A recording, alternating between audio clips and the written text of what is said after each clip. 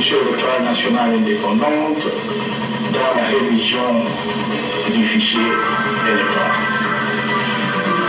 L'adoption et la promulgation de la loi électorale aujourd'hui acquise, l'établissement des listes électorales, la répartition des sièges et la convocation des scrutins qui s'en suivront, conformément au calendrier électoral publié par la CENI, nous conduisent de manière irréversible vers l'organisation des élections.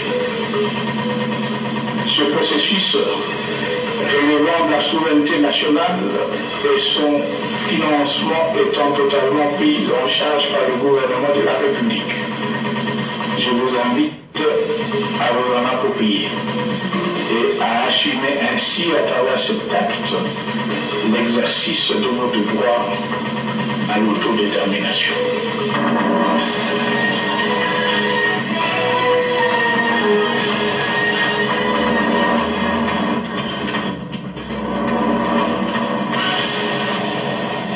Le gouvernement de la République démocratique du Congo a réaffirmé son engagement d'appliquer le nouveau salaire minimum interprofessionnel garanti, signé le ministre chargé de l'Emploi l'a dit à la cérémonie de la Journée internationale du travail à la place du 50e. Mesdames, Messieurs, bienvenue si vous nous rejoignez sur la radio-télévision nationale congolaise.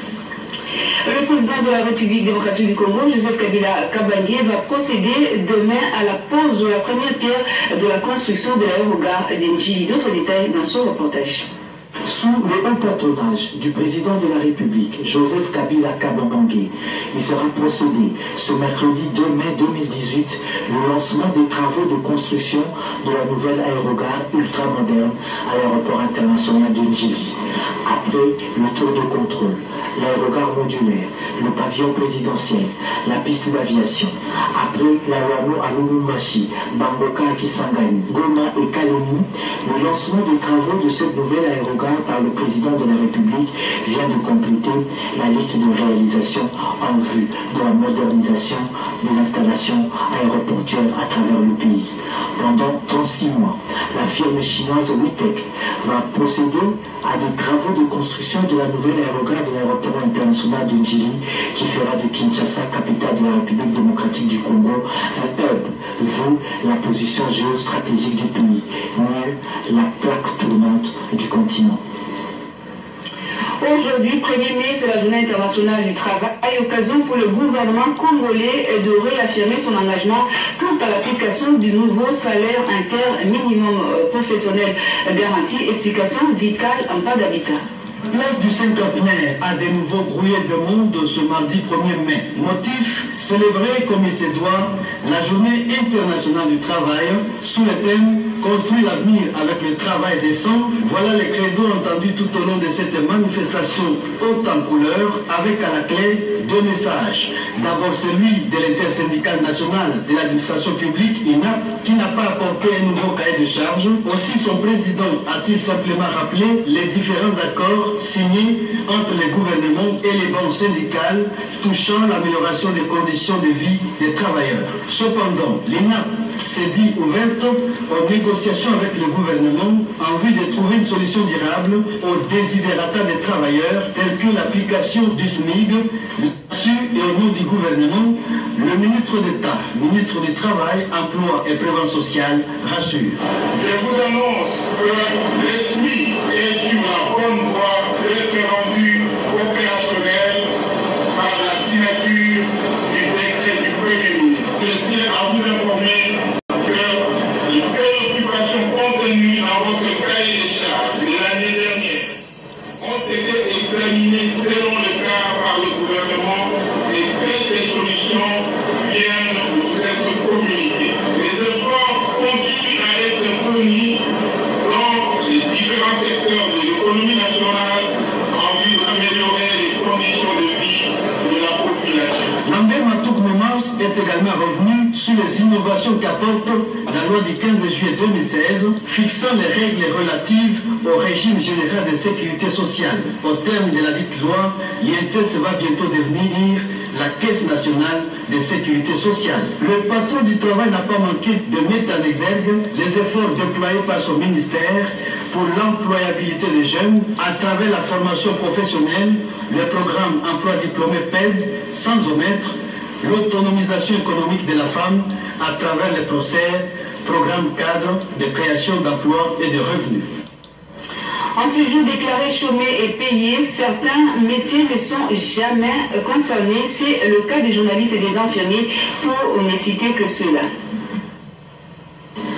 Les origines de cette journée remontent au XIVe siècle aux États-Unis d'Amérique dans l'objectif d'offrir les meilleures conditions de travail à la masse ouvrière. Le 1er mai de chaque année a été ainsi institué par l'Organisation internationale du travail et par conséquent, elle a été déclarée chômée.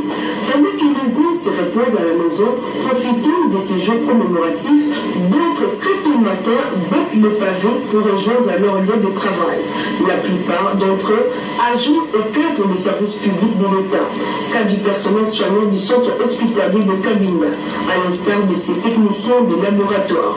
Le repos pour ces corps de médecins de l'ordre public, c'est un luxe que la police ne peut pas se permettre pour mener à bien sa mission qui lui est dévolue, tout comme des professionnels de médias, journalistes, caméramans, preneurs de son et les monteurs, tous ont répondu présents à leur poste du devoir afin de remplir leurs tâches quotidiennes. Ces chefs d'entreprise ont tenu relax, étaient les seuls à venir travailler dans son bureau. C'est une journée de remise en question.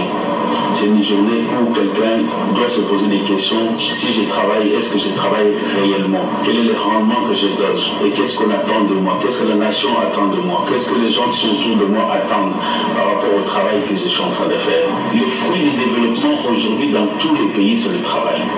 C'est très capital de célébrer cette journée du 1er mai, estime cet enseignant de l'Institut supérieur d'urbanisme et d'architecture. C'est une bonne fête qui rappelle les efforts que les autres ont lutté pour arriver à ce que nous sommes aujourd'hui.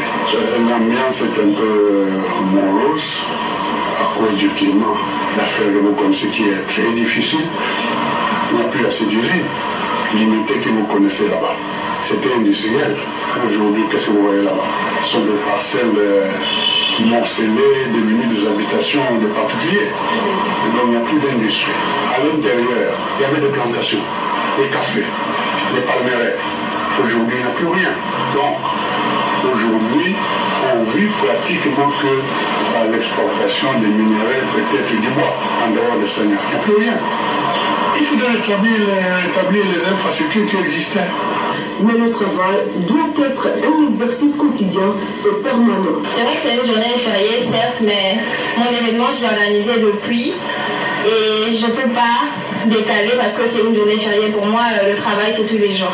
Le travail, c'est un peu la vie de quelqu'un, donc je me dis, le travail va passer avant. C'est vrai qu'il faut se reposer, il y a des moments où il faut se reposer, mais là, je ne me vois pas obligée de rester à la maison à ne rien faire au lieu de travailler. À l'instar des célébrations antérieures du 1er mai, celle-ci aura également tenu ses promesses. Les travailleurs de la radio-télévision nationale congolaise ont également participé à la manifestation consacrée à la célébration de la Journée internationale du travail organisée à la place du cinquantenaire. Son délégué syndical a été interviewé à l'issue de cette manifestation. Plutôt de ces micros, au regard de ce qui vient de se dire aujourd'hui, nous lançons encore un message sur l'excellence M. Chef de l'État de pouvoir autoriser, ordonner au niveau du gouvernement, ordonner au niveau de la PTC. J'insiste sur cela.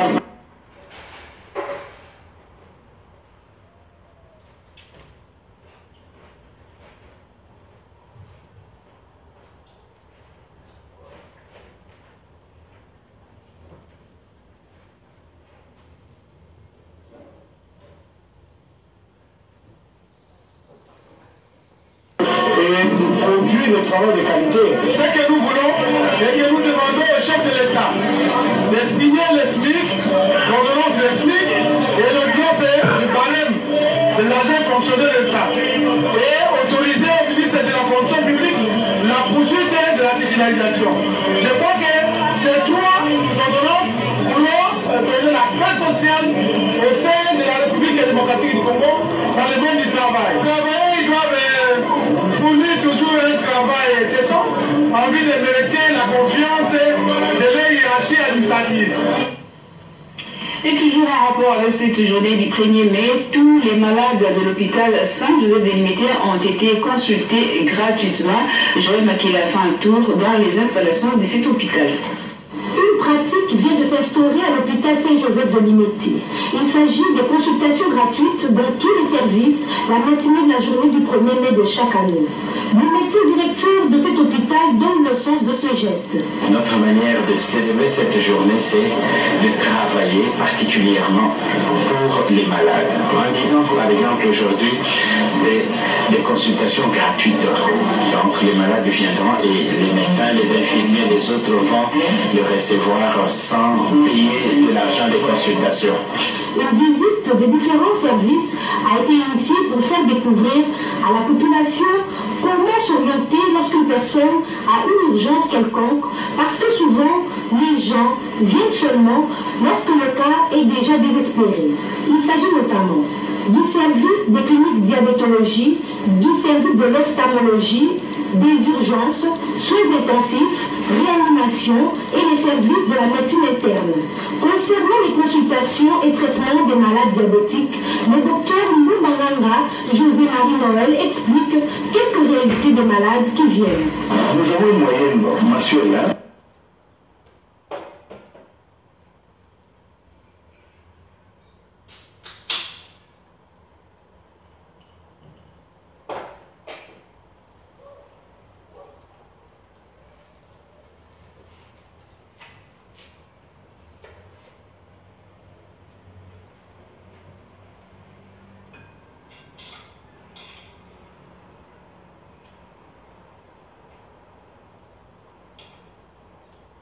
Enfin, à la maternité, plusieurs difficultés ont été citées par le chef de service Michel Diao.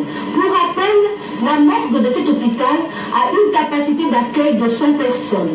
Et pour en savoir plus sur l'hôpital Saint-Joseph, un site web disponible dès à présent de cet hôpital vient d'être lancé sur Google www.hôpitalsaintjoseph.org.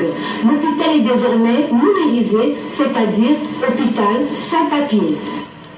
Le gouverneur du Sud Kivu, Claude Nyamugabo, a saisi l'occasion de la célébration de cette journée du 1er mai pour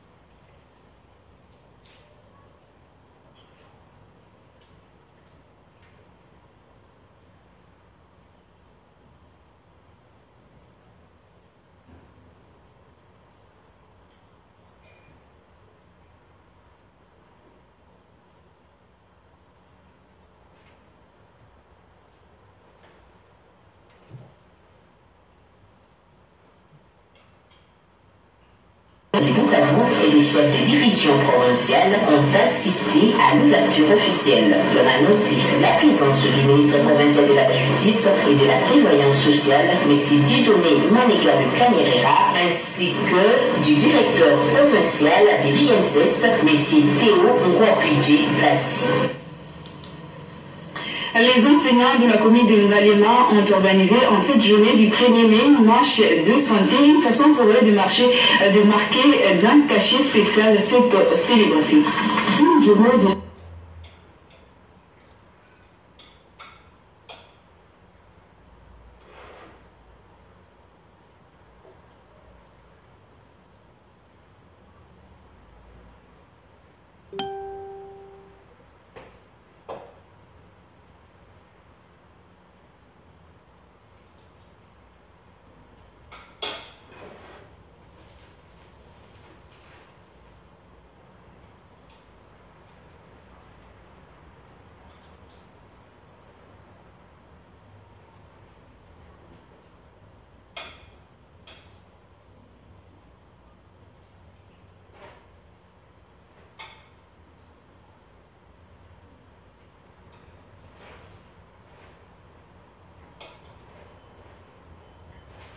Quand on encourage comme ça, c'est vraiment, ça fait du bien.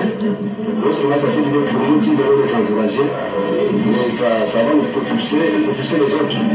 On va continuer dans le même sens.